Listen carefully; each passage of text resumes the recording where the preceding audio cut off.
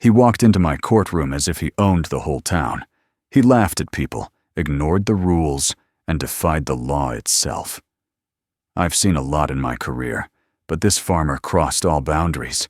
I made a decision that changed him, and the whole courtroom understood that money does not put a person above everyone else. Subscribe and write in the comments which city you are watching from.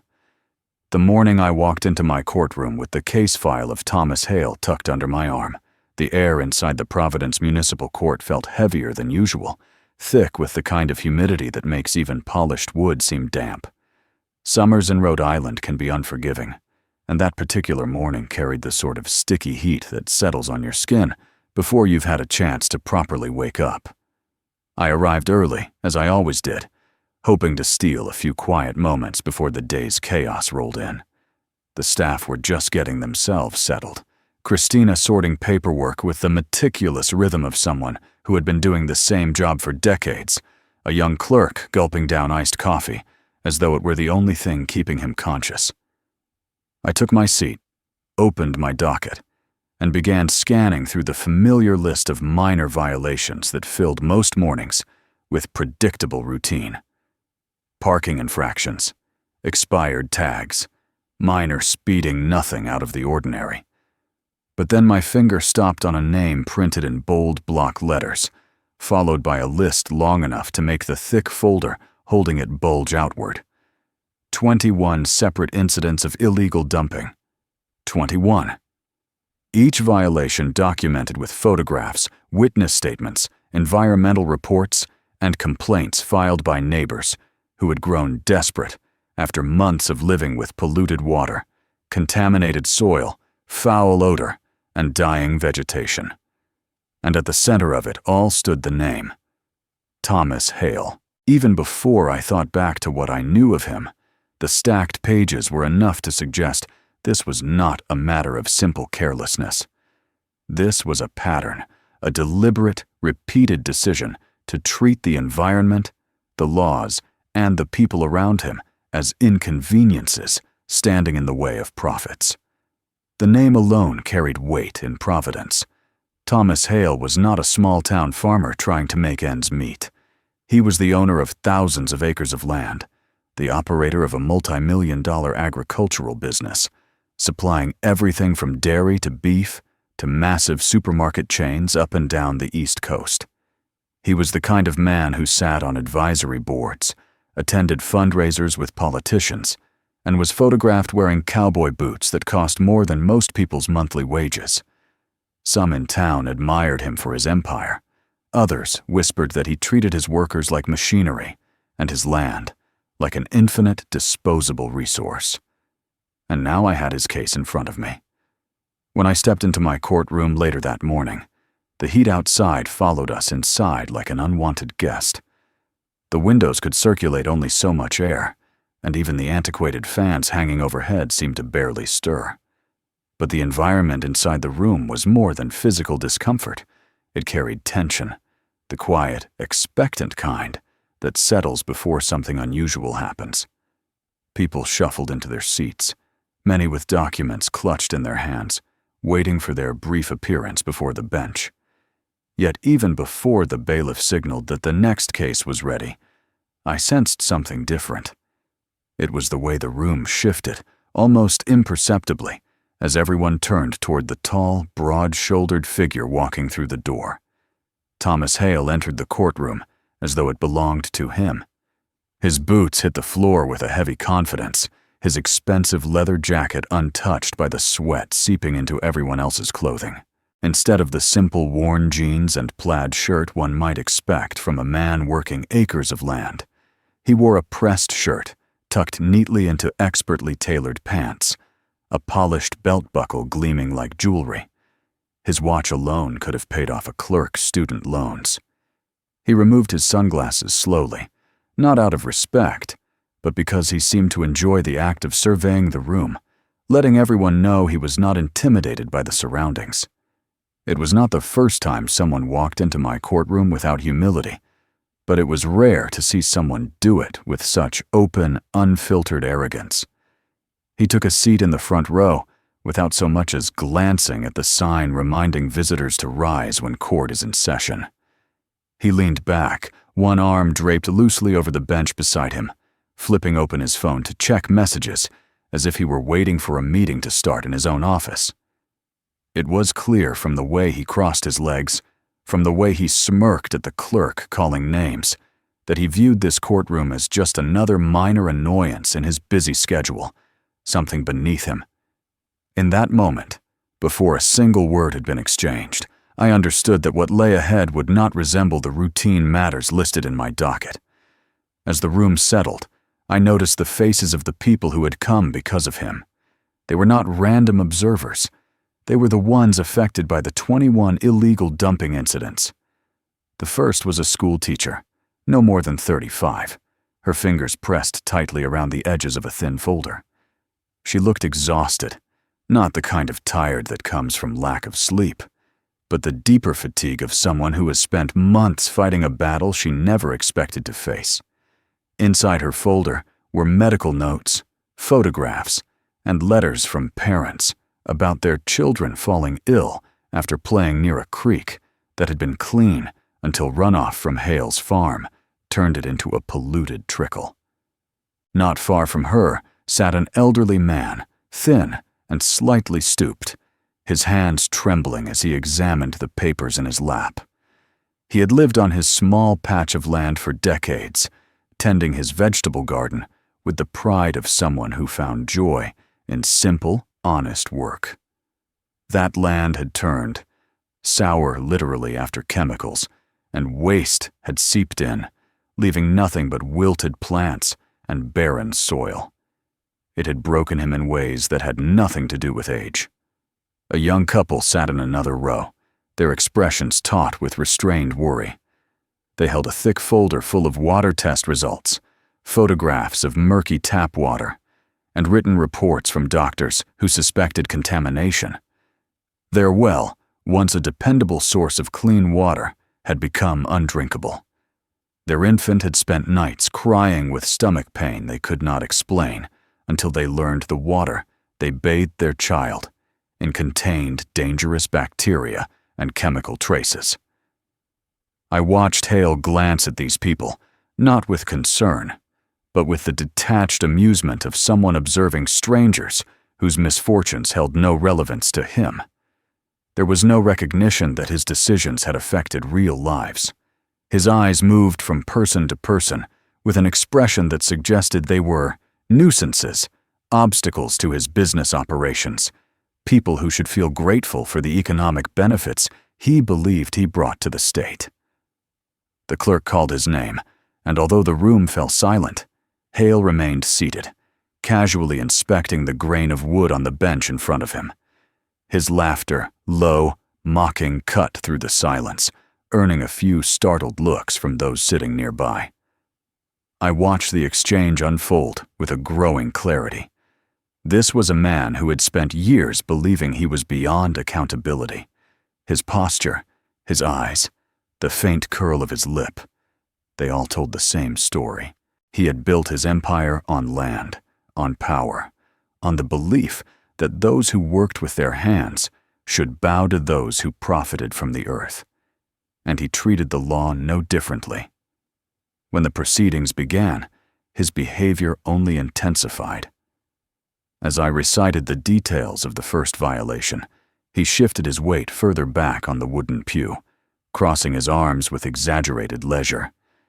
He looked up at me with the expression of a man watching an amateur performance, unimpressed and slightly bored. At one point, he even adjusted the cuff of his shirt, as though the fit of his sleeve mattered more than the gravity of the situation. The tension in the courtroom grew as his dismissive behavior continued. People exchanged glances, some angry, some bewildered, some simply stunned. I could feel the frustration radiating from the teacher as she pressed her lips tightly together, trying to maintain composure. The elderly man stared down at his hands, perhaps because looking directly at Hale would overwhelm him with anger he wasn't accustomed to expressing. The young couple held each other's fingers tightly, the fear and resentment in their eyes unmistakable. I had seen disrespect in my courtroom before, but this was different. This was entitlement carried to its extreme. A man so convinced of his own importance that he believed rules applied only to those who lacked the wealth to override them. And for a moment, a quiet one that stretched longer than most, the entire courtroom seemed to hold its breath. It was then, as I watched him lounge with defiance, that I realized something had to shift, not for my sake, and not for the sake of the institution alone, but for the sake of every person in that room who had come believing the court would defend their rights.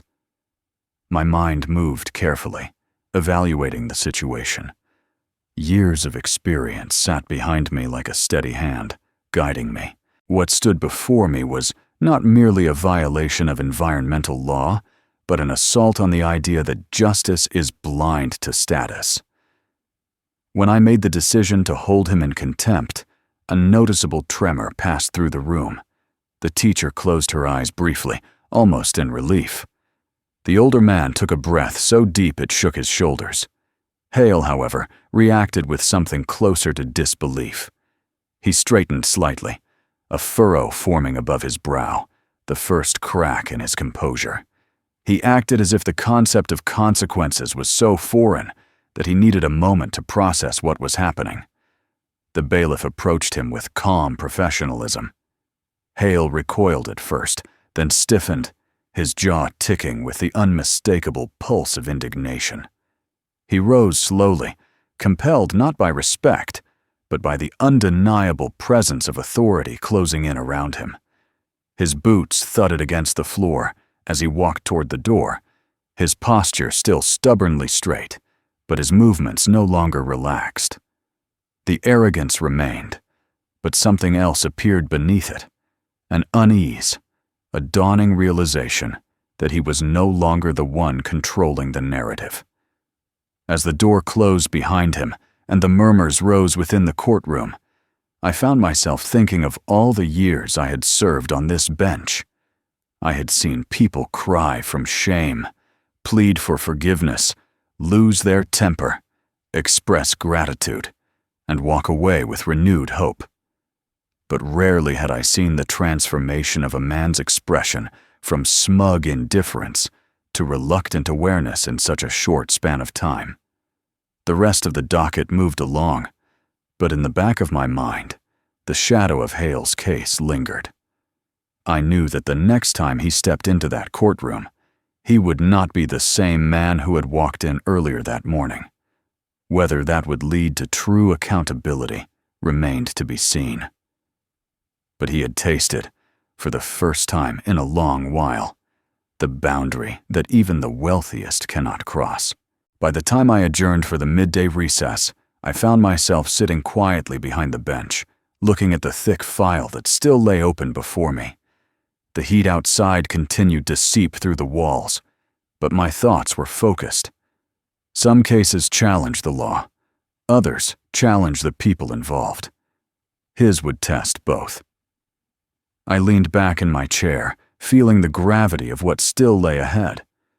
The second half of this story had not yet been written, but I knew it would begin with the heavy sound of a door opening and the uncertain steps of a man who had, perhaps for the first time, learned what it meant to hit the immovable edge of justice. When the bailiff informed me that Thomas Hale had requested to return to the courtroom, the afternoon sun had shifted just enough to cast long, slanted shadows across the wooden floorboards beneath the bench. The heat of the day, which had seemed oppressive earlier, felt muted now, replaced by a steady quiet that often settles over a courtroom once the morning rush has passed. Yet beneath that quiet, I sensed an undercurrent of anticipation. I had seen men and women come back from holding cells before, some humbled, some angry, some unchanged, but rarely had I seen someone return whose arrogance had been as absolute as Hale's that morning. Whatever he would look like now, whatever posture he would take, this next part of the process mattered more than anything that had happened earlier. It would determine whether he walked out of my courtroom still convinced of his own invincibility, or whether he had finally begun to see the boundaries of the world he lived in. When the door opened and Hale stepped inside, the difference in him was so striking that for a moment the room seemed to shift. He no longer strode in as though he owned the place. He entered with the careful, measured steps of someone who had spent the last several hours confronting something he didn't know how to fight. His shoulders were not slumped, exactly, but they lacked the rigid confidence that had defined him minutes before his removal. His hair, once perfectly styled, was disheveled in a way that revealed how tightly he had run his hands through it. Even the set of his jaw had changed, no longer firm with defiance, but tight with the strain of wrestling with an emotion he couldn't quite name. The expensive leather jacket he wore still held its sheen, but somehow it looked heavier on him now, as if the weight of it reminded him of the persona he had tried to protect. He settled into place in the center of the room, standing rather than sitting, and for the first time since the day began, he kept his hands still. The courtroom, which earlier had been filled with tension and even a kind of incredulous discomfort, remained hushed. A few of the people from the morning session had stayed, as though drawn by some unspoken need to witness what would happen next. The elderly man sat quietly in the same position as before, though his posture was now a bit more upright, his eyes focused on Hale, with a seriousness that carried traces of both sorrow and expectation. The young couple had returned after tending to their child, worry still etched into their expressions. They watched Hale with an intensity that suggested they wanted to believe the man standing before them could finally understand the damage his choices had wrought. As I studied Hale, I realized how deeply the hours in the cell must have unsettled him. People with his background, wealth, influence, control, did not often find themselves in places where their advantages dissolved. A holding cell has a way of stripping a person down to their simplest self. It is not the size of the room or the starkness of the walls that forces introspection. It is the lack of distraction, the lack of servants, of employees, of underlings, of anyone who might shield you from your own thoughts. For someone like Hale, accustomed to issuing commands and never hearing the word no, those hours must have been a brutal kind of silence. When I asked whether he was prepared to continue, he nodded, not quickly, but deliberately, as though each movement carried meaning. There was no bravado in the gesture. The courtroom felt that shift collectively. He lifted his chin slightly and took a quiet breath, one of those deep, steadying breaths that reveal a person is bracing for something difficult. I saw the teacher sitting in the second row, watching him with a mixture of skepticism and curiosity, her hands folded tightly in her lap. She was the first person whose life had been directly impacted by his decisions, and I could sense she was searching his face for some sign of sincerity. As I began outlining the 21 documented violations, Hale stood still, absorbing each word with a kind of wary attentiveness. I described the seepage of waste into the creek behind the elementary school, the polluted runoff that made its way into the soil surrounding the elderly man's garden, the contaminated water that had turned the young family's well into a hazard. As the details accumulated, his face tightened, his lips pressing into a thin line. The composure he attempted to project flickered under the weight of the facts. He did not interrupt, did not scoff, did not look away. He merely listened with the expression of someone who had begun to see the consequences of his actions, not as abstractions, but as wounds inflicted on real people. There was a moment, subtle and easily missed if one weren't watching closely, when his gaze shifted from me to the individuals whose lives had been touched by his negligence. His eyes lingered on the teacher, then on the elderly man, then on the young couple. He did not stare defiantly as he had earlier. Instead, his gaze held an uncertainty, an unfamiliar tension born from the first glimmers of shame. I had seen that look before. the look of someone whose armor had cracked, allowing the truth to seep in. For all his wealth and power, for all his bravado, he was still human, and humans were capable of change, whether they wanted to admit it or not. As I continued detailing his violations, I made sure to frame them not as administrative failures, but as moral failures. Dumping industrial and biological waste may seem like a convenient shortcut for someone with vast acreage, but its effects travel far beyond property lines. Children fell ill. Gardens died. Wells became contaminated. The earth itself, something Hale should have respected as the foundation of his livelihood, had been treated with the same carelessness he applied to the people around him. With each explanation, I watched his shoulders sink ever so slightly, a subtle but unmistakable sign that he no longer viewed this as a legal matter alone. When I finally finished presenting the full scope of the damage, the courtroom remained silent. Hale's breathing had become shallow, but he held himself upright, as though determined not to let the room see just how shaken he truly was. The silence wasn't uncomfortable. It felt necessary, the kind of quiet that precedes a turning point. It was then that I prepared to deliver my ruling. The punishment needed to reflect not just the legal violations, but also the moral obligation he had ignored. I explained that he would face the maximum fines for each violation, a figure that, for most people, would have been devastating, but was likely only a painful inconvenience for someone of Hale's wealth. But money alone could not reach the root of the problem. Monetary penalties might sting, but they rarely transformed. What mattered was accountability that required labor, empathy, and effort. So I informed him that he would be responsible for fully financing and overseeing the restoration of the polluted land and water. He would need to hire environmental specialists, fund the cleanup of the creek, replenish the soil on the elderly man's land, and address the contamination in the young family's well. These were not tasks he could delegate and forget. He would need to be present, to witness firsthand the severity of the harm he had caused. I also mandated that he perform a significant number of hours of community service, specifically involving waste management and environmental upkeep. It would require him to engage directly with the kinds of work his shortcuts had avoided. He would need to stand among volunteers, employees, and everyday citizens, cleaning the very type of waste that his operations had irresponsibly discarded. And on top of that, I required him to attend environmental responsibility courses, not because I believed education alone could undo the harm, but because understanding the science behind the damage might foster a deeper respect for the land he claimed to cherish. Through all of this, Hale did not flinch.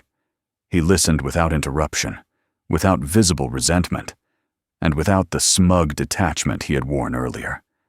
There was still pride in him that would not disappear overnight, but it had softened, giving way to a quiet acceptance.